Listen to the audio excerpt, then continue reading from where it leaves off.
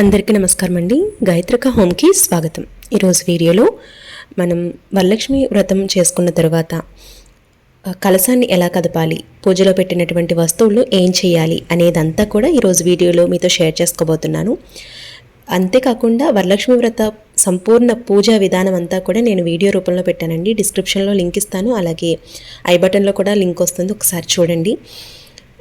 అలాగే ఈరోజు వీడియోలో వరలక్ష్మి వ్రతం పూజ పూర్తయిన తరువాత మనకు వచ్చేటటువంటి డౌట్స్ అన్నీ కూడా ఈరోజు వీడియోలో క్లారిఫై చేయబోతున్నాను. వీడియోని ఎక్కడ స్కిప్ చేయకుండా చూడండి, అలా అయితేనే మీకు డీటెయిల్గా అర్థమవుతుంది. అయితే వరలక్ష్మీదేవి వ్రతం మనం ఎప్పుడూ కూడా శ్రావణ మాసంలో 2వ శుక్రవారం జరుపుకుంటాము.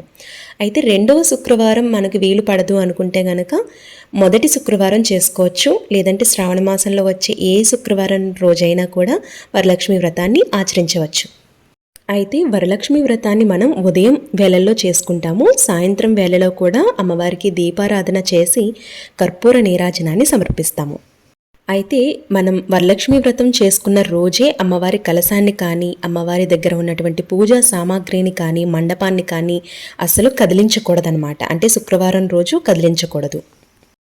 శుక్రవారం రోజున అమ్మవారు మన ఇంట్లో కొలువై ఉండటానికి ప్రవేశిస్తారు. కాబట్టి ఎట్టి పరిస్థితుల్లో కూడా శుక్రవారం రోజున కలశాన్ని కదపకూడదండి. నెక్స్ట్ డే శనివారం రోజు మాత్రమే మనం కలశాన్ని కదిలించాలి. అయితే ఇక్కడ ప్రత్యేకంగా గుర్తుపెట్టుకోవాల్సిన విషయం ఏంటంటే, మనకి పుత్రద ఏకాదశి కూడా మనకి శుక్రవారం రోజు వచ్చిందండి. అంటే గురువారం శుక్రవారంతో తగులు మిగులు వచ్చిందనమాట. పుత్రద ఏకాదశి పూజా విధానం ఎలా చేసుకోవాలి, శుక్రవారం చేసుకోవాలా, గురువారం చేసుకోవాలా అనే వీడియో, సంపూర్ణ పూజా విధానం అంతా కూడా వీడియో రూపంలో పెట్టాను. ఒక్కసారి చూడండి, మీకు బాగా యూజ్ అవుతుంది. వరలక్ష్మి వ్రతం, పుత్రద ఏకాదశి 2 కూడా కలిసి వచ్చాయండి. అయితే పూజ ఎలా చేసుకోవాలి అనేది కూడా ఈజీగా ఎలా చేసుకోవాలి అనేది కూడా నేను మీతో షేర్ చేశాను వీడియో రూపంలో. లింక్ అనేది డిస్క్రిప్షన్లో ఇస్తాను, తప్పకుండా అందరూ చూడండి, మీకు బాగా యూజ్ అవుతుంది. అలాగే మనం ఏ పూజ చేసినా, ఏ వ్రతం చేసినా వినాయకుడిని పెట్టి ముందుగా గణపతి పూజ చేసుకుంటాము. అయితే శుక్రవారం రోజు కూడా వినాయకుడిని కదపకూడదండి. శనివారం రోజు మాత్రమే కదిలించాలన్నమాట. శనివారం రోజు కూడా ఉదయాన్నే లేచి తలస్నానం చేసి ఇంటినంతా శుభ్రం చేసుకుని మీ వరలక్ష్మి వ్రతం ఎక్కడైతే చేశారో అక్కడ చక్కగా మళ్ళీ ఒక్కసారి దీపారాధన చేసుకోవాలి. మళ్ళీ గణపతికి చక్కగా పూజ అనేది చేసుకుని అమ్మవారికి ఒక్కసారి నమస్కరించుకుని, మేము చేసే పూజలు ఏమైనా లోటుపాట్లు ఏమైనా ఉన్నాయి అనుకుంటే క్షమించు తల్లి అని మనస్ఫూర్తిగా అమ్మవారికి నమస్కారం తెలియజేసుకోవాలి. తర్వాత నైవేద్యం పెట్టి దద్దోజనం నైవేద్యంగా పెడితే చాలా మంచిదండి. ఇలా ఏదైనా ఒక నైవేద్యాన్ని పెట్టి కర్పూర నీరాజనాన్ని సమర్పించాలి. ఇలా చేసి తరువాత మీరు అమ్మవారి కలశాన్ని కదిలించవచ్చు అనమాట.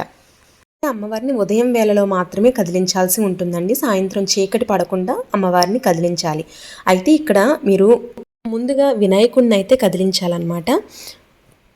స్వామివారిని 2 చేతులతో పట్టుకుని పైకి కిందకి 3 సార్లు కదుపుతూ యథాస్థానం ప్రతిగచ్చతి అనుకుంటూ 3 సార్లు స్వామివారిని కదపాలి.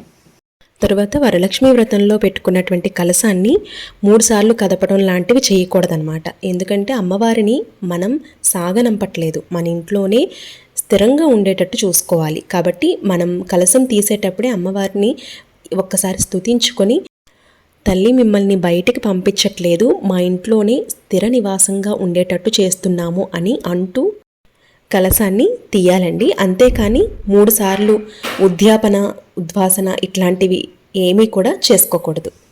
అయితే కలశంలో ఉన్నటువంటి నీటిని ఏం చేయాలక్క అని అడుగుతూ ఉన్నారు. కలశంలో ఉన్నటువంటి నీటిని మీ ఇంట్లో ప్రతి మూల చల్లుకోవచ్చు, లేదు అంటే కనుక పచ్చని చెట్టుకు వేయొచ్చు, లేదంటే పారే నీళ్ళల్లో కలుపుకోవచ్చు.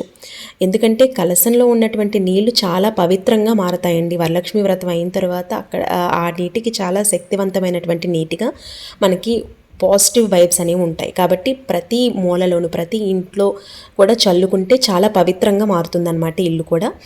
తర్వాత మిగిలినటువంటి నీటిని మనం మామూలుగా పచ్చని చెట్టుకి వేసుకోవచ్చు. అలాగే కలశం మీద పెట్టినటువంటి బ్లౌజ్ పీస్ని, అలాగే కొబ్బరికాయని ఏం చేయాలక్క అని అడుగుతున్నారు. కొబ్బరికాయని ఎర్రని వస్త్రంలో, అంటే మీరు బ్లౌజ్ పీస్ ఏదైతే పెట్టారో ఆ బ్లౌజ్ పీస్లో ఈ కొబ్బరికాయని కట్టి మీరు సింహద్వారం ఏదైతే ఉంటుందో దాని పైన పెట్టుకోవచ్చు. అంటే కట్టుకోవచ్చు అనమాట. ఒకవేళ అలా చేయలేము అనుకుంటే కనుక మీరు పారే నీళ్ళల్లో వేయొచ్చండి, ఇలా కూడా చేసుకోవచ్చు. అలాగే కలసం మీద పెట్టినటువంటి బ్లౌజ్ పీస్ ఏం చేయాలక్క అని కూడా అడుగుతున్నారండి. బ్లౌజ్ పీస్ మీరు మళ్ళీ మీరు బ్లౌజ్ అనేది కుట్టించుకోవచ్చు, మీరు యూజ్ చేసుకోవచ్చు. లేదు అంటే మీరు అమ్మవారి నవరాత్రుల్లో కానివ్వండి, అమ్మవారి పూజలకు కానివ్వండి, ఈ బ్లౌజ్ పీస్ని మళ్ళీ తిరిగి వాడుకోవచ్చు. మీరు ఇలా బ్లౌజ్ పీస్ మళ్ళీ తిరిగి వాడుకోవాలి అనుకుంటున్నప్పుడు ఈ బ్లౌజ్ పీస్ని ఒక్కసారి ఉతికి ఆరబెట్టిన తర్వాత మళ్ళీ వాడుకోవాల్సి ఉంటుంది. అలాగే అమ్మవారి దగ్గర పెట్టినటువంటి పూజా ద్రవ్యాలు ఏవైతే ఉంటాయంటే ముఖ్యంగా మనం రూపు, నల్లపూసలు ఇట్లాంటివి పెడుతూ ఉంటాం కాబట్టి వాటిల్ని కూడా మీరు మళ్ళీ వాడుకోవచ్చండి. ఒకవేళ మీరు అలంకరణ విధానంలో పెట్టారు అనుకుంటే వాటిని మళ్ళీ పాలతో శుద్ధి చేసుకుని మళ్ళీ తిరిగి వాడుకోవచ్చు. అలాగే మనం పూజా ద్రవ్యాలు, అమ్మవారికి ఇష్టమైనటువంటి పూజా ద్రవ్యాలతో అమ్మవారికి అష్టోత్తరం చదువుకొని పూజ అనేది చేస్తాం కాబట్టి ఈ పూజా ద్రవ్యాలని కూడా ఒకసారి కడిగి అంటే పాలతో శుద్ధి చేసి మళ్ళీ మీరు స్టోర్ చేసుకుని మళ్ళీ తిరిగి వాడుకోవచ్చు. అలాగే అమ్మవారి దగ్గర పెట్టినటువంటి పసుపు కొమ్ములు కూడా మీరు మెల్లో వేసుకోవచ్చండి. మెల్లో ఒకరోజు కట్టుకుని ఉంచుకుని తరువాత పచ్చని చెట్టుకి వేసుకోవచ్చు అనమాట. అలాగే పూజలో పెట్టినటువంటి పసుపు వినాయకుడిని ఏం చేయాలక్క అని అడుగుతున్నారు. పూజలో పెట్టినటువంటి పసుపు వినాయకుడు ఏదైతే ఉందో ఆ పసుపు వినాయకుడిని మీరు ముఖానికి చక్కగా రాసుకోవచ్చండి. ఒకవేళ అలా కుదరదు అనుకుంటే కనుక పచ్చని చెట్టు కానీ లేదంటే పారే నీళ్ళల్లో కానీ కలపవచ్చు.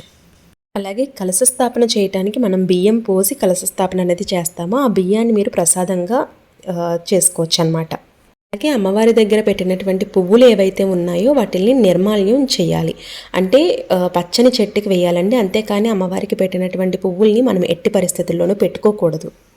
అలాగే ఒక్కొక్కటిగా పూజా సామాగ్రి మొత్తం కూడా కదిలించుకోవాల్సి ఉంటుంది. అయితే అమ్మవారికి పెట్టినటువంటి తాంబూలంలో పెట్టినటువంటి గాజులు కానివ్వండి, బ్లౌజ్ పీస్ కానివ్వండి, చీర కానివ్వండి, ఇవన్నీ కూడా మళ్ళీ మీరు యూజ్ చేసుకోవచ్చండి.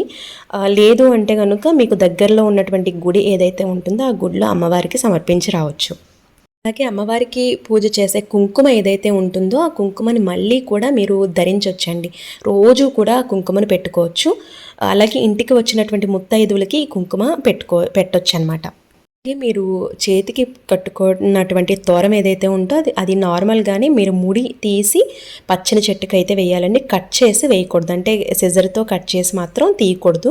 ముడిని తీసి చక్కగా పచ్చని చెట్టుకి వేయాల్సి ఉంటుంది. ఎందుకంటే చాలామంది కట్ చేసి తీసేస్తూ ఉంటారు, అలా అస్సలు చేయకూడదు అనమాట. అలాగే అమ్మవారిని పూజ చేసుకున్న తర్వాత సాయంత్రం వేళ, శుక్రవారం సాయంత్రం వేళ తప్పకుండా అమ్మవారికి ఎర్రటి నీళ్లతో దిష్టి అనేది తప్పకుండా తీయాలండి. ఎందుకంటే పూజ చేసుకున్న తర్వాత నలుగురిని పిలిచి తాంబూలం అనేది ఇవ్వటం సర్వసాధారణంగా జరుగుతూ ఉంటుంది. కాబట్టి అమ్మవారికి ఖచ్చితంగా మనం దిష్టి అనేది తీస్తూ ఉండాలన్నమాట.